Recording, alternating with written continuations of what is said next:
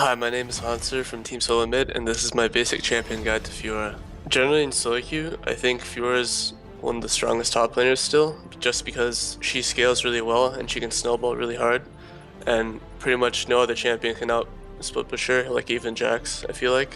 Basically, if she ever gets ahead in lane, she can just out split push the enemy top laner, and the other team can't really do much about it, so she's definitely a solid pick.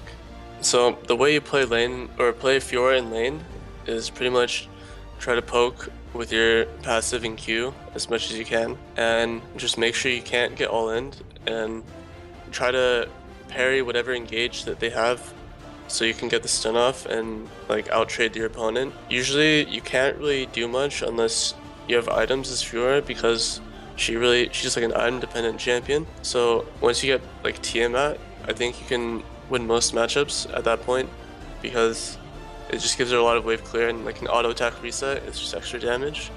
So try to play safe early and then farm till late game, because nothing can beat you late game. Team fighting as Fiora is actually really interesting, because you can't just go all in on AD carry and like try to parry whatever CC they have at you.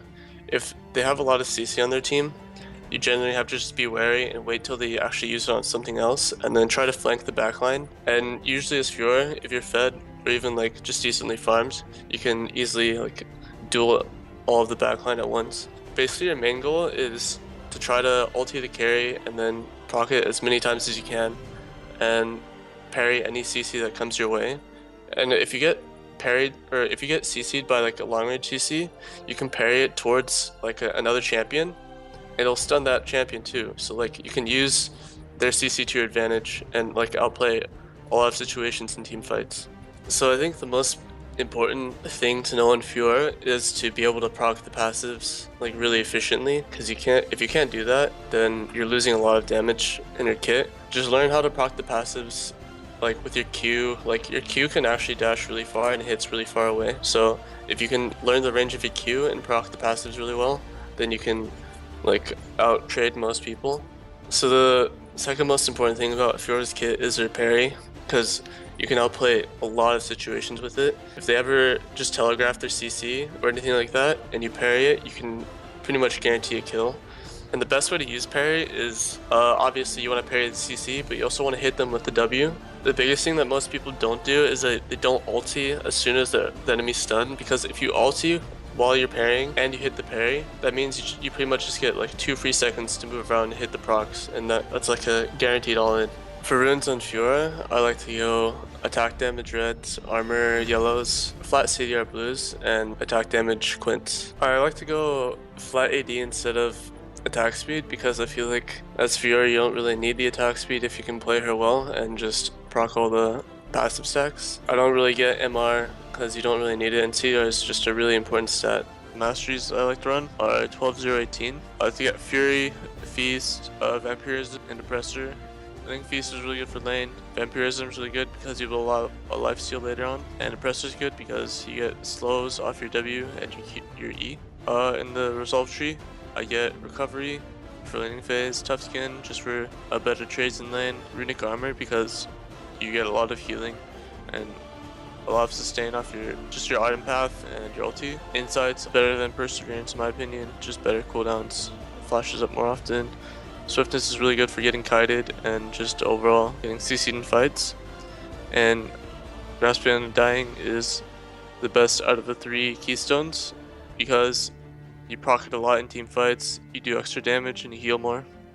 For early levels on Fiora, I always get Q at level 1, and then depending on the matchup, if they have like some CC, like if it's against like a Riven or a Jax and you want to counter the CC, you can get W.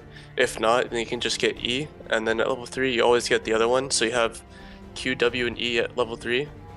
And then generally on Fiora you always want to max Q first, and then E second, and then your ulti, and then W last, because Q and E are your best damage abilities, and W is more like a utility, and the leveling it up doesn't really help it much, so Q and E are just a lot better. For starting items on Fiora, it really depends on the matchup. If you feel like you're going to be trading a lot and can't win early game, then going Corrupting Potion is really good right now, because you just have a lot of sustain and you can poke for free with the passive procs.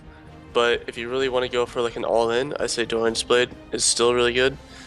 So those are good for early game, and then later game, you always want to go for a Tiamat and into a Ravenous Hydra because Fiora has no inherent wave clear in her kit, so getting that item will help her farm and just push waves a lot faster.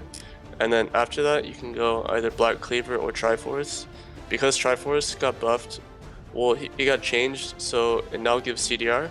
It's actually really good on Fiora because CDR is a really important stat. Black Cleaver is like a more solid build, it makes you more tanky, and it also got buffed with more damage, so it's not bad either, but Triforce is like more bursty. And then after that, you can get a BT if you're feeling you can snowball really hard, or like a GA or a Maw. Those are all really good items. And for boots, I think Merc Treads are really solid. This new CDR boots are really good too, and Ninja Tabi is really good if you're against an 80 heavy team. Thanks for watching. Make sure to check out my other videos at lowclass.com.